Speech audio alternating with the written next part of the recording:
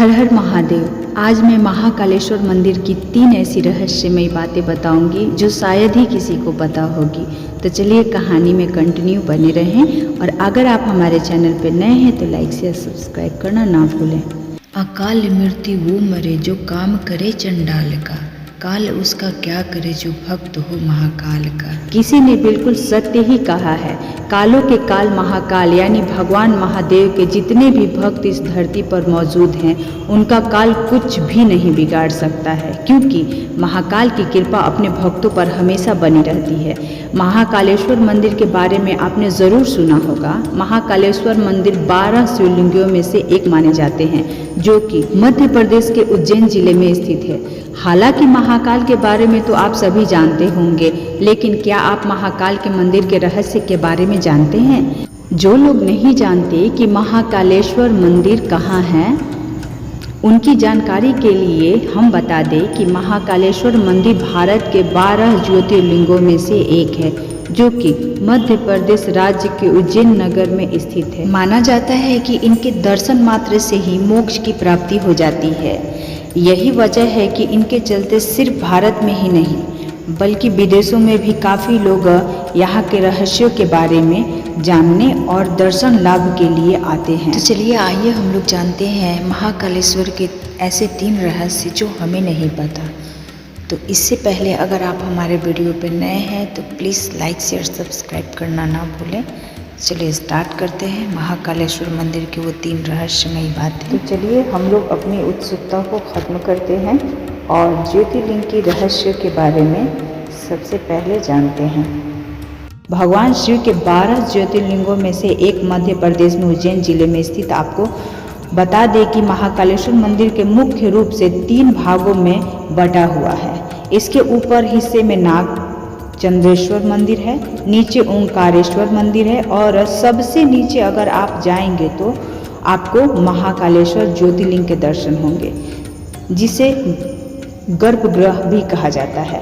इस गर्भगृह में आपको बाबा महाकाल के साथ गणेश जी की, कार्तिक और माता पार्वती की मूर्ति के साथ दर्शन होंगे।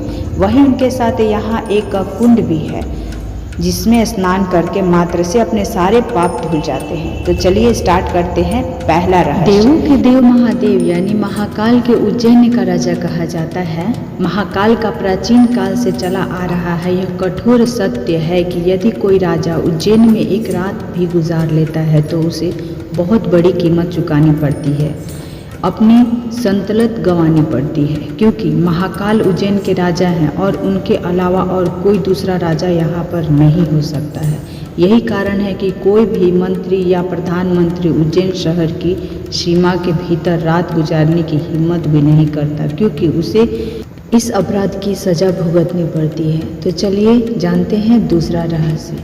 उज्जैन के महाकाल भैरव के मंदिर के बारे में तो आपने सुना ही होगा। आपको जानकर आश्चर्य होगा कि दुनिया का एकमात्र काल भैरव मंदिर ही ऐसा मंदिर है जहां भगवान शिव को शराब पिलाया जाता है। आज तक यह कोई नहीं जान पाया है कि भगवान शिव को मदिरा पिलाने का रिवाज कब से आया, और आखिर इतनी शराब जो भगवान पी लेते हैं वो जाती कहाँ है। यह किसी चमत्कार से कम नहीं है। अक्सर आपने देखा होगा कि मंदिर परिसर या उसके आसपास कभी भी कोई शराब की दुकान नहीं होती है, लेकिन इस मंदिर के आसपास शराब की ही दुकान आपको ज़रूर मिलेगी। यहाँ श्रद्धालु मदिरा को प्रसाद के रूप में भगवान काल भैरव को चढ़ाते हैं। तो आइए जानते हैं रहस्य तीसरा।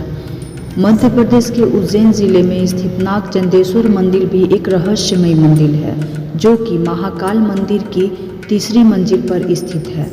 इसकी सबसे खास बात यह है कि यह मंदिर साल में सिर्फ एक दिन ही खोला जाता है, यानी कि नाग पंचमी श्रावण शुक्ल पंचमी को ही ये मंदिर खुलता है और इसके बाद फिर साल भर के लिए बंद हो जाता है। माना जाता है कि नागराज तक्षक स्वयं मंदिर में रहते हैं। नाग चंदेश्वर मंदिर में 11वीं शताब्दी की एक अद्भुत प्रतिमा है। इसमें फन फैलाकर नाग के आसन पर शिव और पार्वती बैठे हैं। कहते हैं यह प्रतिमा नेपाल से यहाँ लाई गई थी।